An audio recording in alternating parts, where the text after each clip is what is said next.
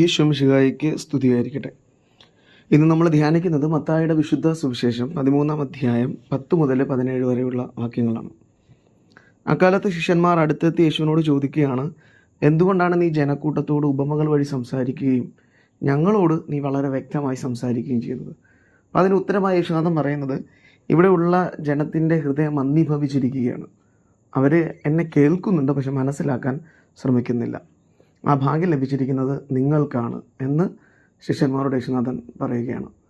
സുവിശേഷത്തിലേക്ക് കടന്നു വരുമ്പോൾ മത്തായിയുടെ സുവിശേഷത്തിൽ ഈ 13-ാം അധ്യായം വരെ നമ്മൾ കണ്ടെത്തുന്ന യേശുനാഥൻ വളരെയധികം കാര്യങ്ങൾ ചെയ്തുകൊണ്ട് നടന്നു പോകുന്ന യേശുനാഥനെയാണ്. അവിടുന്ന് പഠിപ്പിക്കുന്നു, അവിടുന്ന് മനുഷ്യരെ കേൾക്കുന്നു, അവർ മനുഷ്യരോട് സംസാരിക്കുന്നു, ഒത്തിരിയധികം മനുഷ്യരെ സുഖപ്പെടുത്തുന്നു, അവരുടെ കാര്യങ്ങൾ അന്വേഷിക്കുന്നു. അങ്ങനെ അവൻ ഇങ്ങനെ സ്ഥലങ്ങൾ പോറും ചുറ്റി സഞ്ചരിച്ച് ഒത്തിരി അധികം നന്മകൾ ചെയ്തുകൊണ്ട് പോവുകയാണ്. അപ്പോൾ യേശുനാഥൻ ഇത്തിരി ബിസിയായി കാര്യങ്ങൾ ചെയ്തുകൊണ്ടിരിക്കുകയാണ്.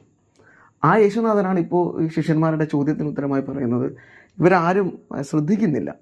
അപ്പം ആരാണ് ഈ ശ്രദ്ധിക്കാത്തവർ എന്ന് നമ്മൾ ചിന്തിക്കുമ്പോൾ, ക്രിസ്തുവിന് വളരെ പലതരത്തിലുള്ള ബന്ധങ്ങളുണ്ടായിരുന്നു അവിടെ ഉണ്ടായിരുന്ന മനുഷ്യരുമായിട്ട്. അപ്പോൾ അതിലൊന്നാണ് ഈ അപ്പോസ്തലന്മാർ. അത് 12 അപ്പോസ്തലന്മാരാണ് അവൻ തിരഞ്ഞെടുത്തവർ.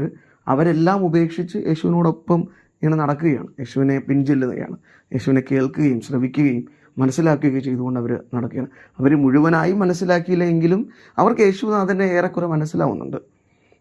അവർ യേശുനാഥനെ തൻ്റെ നാഥനെ രക്ഷകരുമായി സ്വീകരിച്ചവനാണ്. മറ്റുള്ളവർ ശിഷ്യന്മാരാണ്. അപ്പോസ്തലന്മാരല്ലാതെ കർത്താവിന് ഒത്തിരിയേറെ അധികം ശിഷ്യന്മാരുണ്ടായിരുന്നു. അവരും ഏറെക്കുറെ എല്ലാം ഉപേക്ഷിച്ച് ക്രിസ്തുവിനെ അനുഗമിക്കുന്നവരാണ്. അപ്പോൾ ഇങ്ങനെയുള്ള രണ്ട് കൂട്ടം അല്ലാതെ കുറേയേറെ മനുഷ്യർ ക്രിസ്തുവിൻ്റെ പുറകെയുണ്ട്. അവർ ഈ അത്ഭുതങ്ങളും അടയാളങ്ങളൊക്കെ കണ്ട് അവനോടൊപ്പം നടക്കുകയാണ്. അവനിൽ നിന്ന് എന്തെങ്കിലുമൊക്കെ ലഭിക്കാൻ വേണ്ടി നടക്കുന്ന മനുഷ്യരാണ്. ഇത് കൂടാതെ യേശുനാഥനെ എതിർക്കുന്ന വലിയൊരു സമൂഹമുണ്ട്. അപ്പോൾ ഇവിടെ യേശുനാഥൻ പറയുന്ന ഈ ഉപമകൾ മനസ്സിലാകാതെ പോകുന്നവർ ഈ എതിർക്കുന്ന മനുഷ്യരൊക്കെയാണ്. ഏറെക്കുറെ എന്തെങ്കിലുമൊക്കെ യേശുനാഥനിൽ നിന്ന് കിട്ടാമെന്ന് ലഭിച്ച് നടക്കുന്ന ഒത്തിരിയധികം മനുഷ്യരുണ്ട്. അവരും യേശുനാഥനെ മനസ്സിലാക്കിയിട്ടുള്ളവരാണ്. അവൻ അനുഗ്രഹത്തിൻ്റെ ദാതാവാണെന്നും അവനിലൂടെ ദൈവം പ്രവർത്തിക്കുന്നുണ്ടെന്നും അവനും ദൈവത്തെ പോലെ ആണെന്നുള്ള ഒരു ചിന്തയൊക്കെ ഇവരുടെ മനസ്സിലുമൊക്കെ ഉണ്ട്, മുഴുവനായിട്ടല്ലെങ്കിലും. പക്ഷേ ക്രിസ്തുവിനെ ഈ വെറുക്കുന്നവർ ക്രിസ്തു പറയുന്ന ഉപമകളിലെ അതിൻ്റെ യാഥാർത്ഥ്യം എന്താണെന്ന് മനസ്സിലാക്കാതെ യേശുനാഥനെ വെറുക്കുകയും ഉപേക്ഷിക്കുകയും ഇവരുടെ ഹൃദയമാണ് മന്ദീഭവിച്ചിരിക്കുന്നത്. ഇവർ രക്ഷയിൽ നിന്ന് അകലെയാണ്.